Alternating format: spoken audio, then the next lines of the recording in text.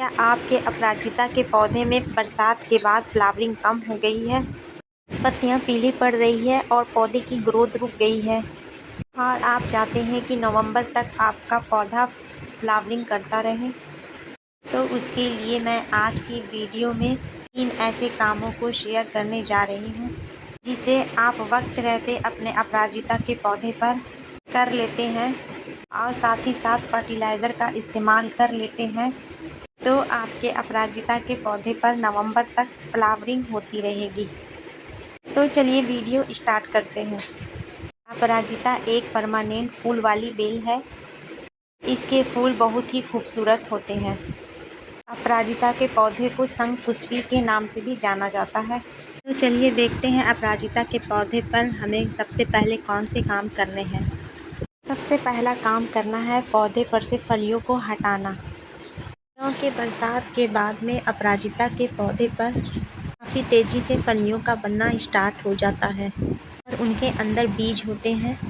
ये जो बीज होते हैं पौधे की सारी एनर्जी को कंज्यूम कर लेते हैं अपनी ग्रोथ को बढ़ाने के लिए। जब पौधा कलियों के बनाने के बजाय बीजों को सुखाने में अपनी एनर्जी लगाने लगता है, पौधे पर फूल आने कम हो जाती है। इसलिए सबसे पहले फलियों को हटा दें। अगर आपको बीज रखना है तो उसमें 2-4 हेल्दी बीज को छोड़ दें, बाकी सभी फलियों को पौधे पर से हटा दें। जैसे ही आप पौधे पर से फलियों को हटाएंगे, पौधा अपनी एनर्जी को सेफ रखेगा और पौधा अपनी एनर्जी कलियों को बनाने में लगा देगा। दूसरा काम आपको करना है पौधे की पिंचिंग करना। पौधे की जितनी भी टिप वाली पोर्शन है, जितनी भी ग्रोथ हो रही है, सभी ग्रोथ वाली टिप को हल्के हल्के हाथों से हटा देना है या कटर की हेल्प से भी आप हटा सकते हैं, जिससे वहाँ से नई नई ब्रांचेस निकलने लगेगी और पौधा आपका घना हो जाएगा। जितना ज़्यादा ब्रांचेस आपके पौधे पर निकलेगी उतनी ही ज़्यादा फूल निकल कर आएंगे, क्योंकि किसी भी पौधे पर से फूल लेने के लिए, उनको घना बनाने के लिए हमेशा उन पर हल्की हल्की पिंचिंग करनी होती है। अब आपको अगला और तीसरा काम करना है। पौधे में नाइट्रोजन ज़्यादा होने से पौधा काफ़ी घना हो जाता है बरसात के सीज़न में अपराजिता का।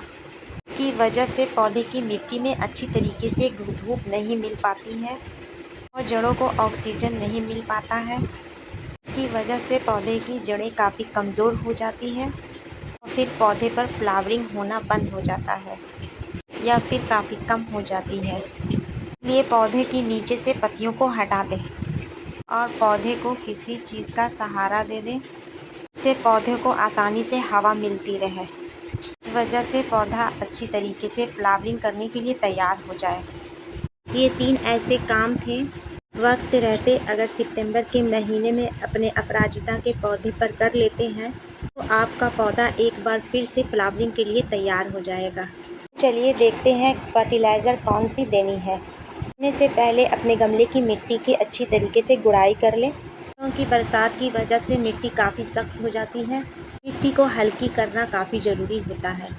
अगर आपका पौधा 12 इंच के गमले में लगा हुआ है, फिर आपको 100 ग्राम वर्मी कंपोस्ट खाद को लेना है या फिर सड़ी हुई गोबर की खाद।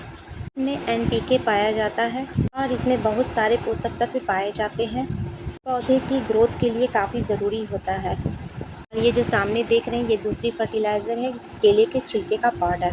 केले को अच्छी तरीके से सुखा लें और उसको मिक्सी ग्राइंड में पीसकर पाउडर बना लें।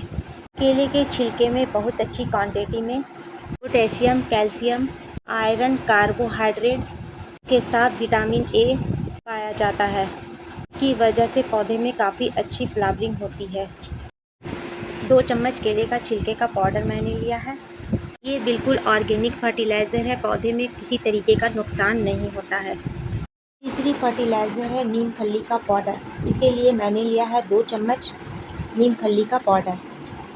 नीम खल्ली के पाउडर में anti bacterial, anti fungal, antivirus जैसे पोषक तत्व पाए जाते हैं। उसके साथ साथ पोटेशियम, मैग्नीशियम, आयरन और विटामिन C पाया जाता है। अक्सर बरसात में मिट्टी में कई तरह का कीड़े लग जाते हैं, और मिट्टी में नमी की वजह से जड़ों में फंगस आ जाते हैं। ये इसे दूर करने की काम करेगी। चौथी फर्टिलाइज़र के तौर पे मैंने लिया है ये फिटकिरी का पाउडर।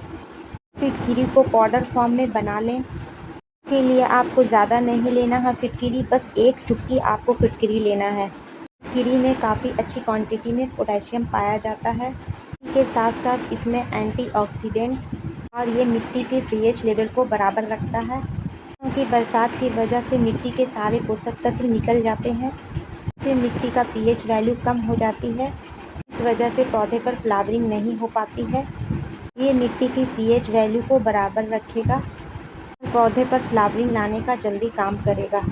ये सभी खाद की कॉम्बिनेशन को अच्छी तरीके से मिला लें और मिट्टी में किनारे किनारे डाल दें और ऊपर से मिट्टी से कवर कर दें और ऊपर से हल्का सा पानी डाल दें। अगर मिट्टी गीली है तो पानी नहीं डालना है, अगर मिट्टी ड्राई है तो ही पानी आप डालें। ये धीरे धीरे डिकम्पोस्ट होता जाएगा। आप कुछ ही दिनों में देखेंगे आपके पौधे में एक नई ग्रोथ स्टार्ट हो गई है और साथ ही साथ पौधे पर फ्लावरिंग स्टार्ट हो गई है।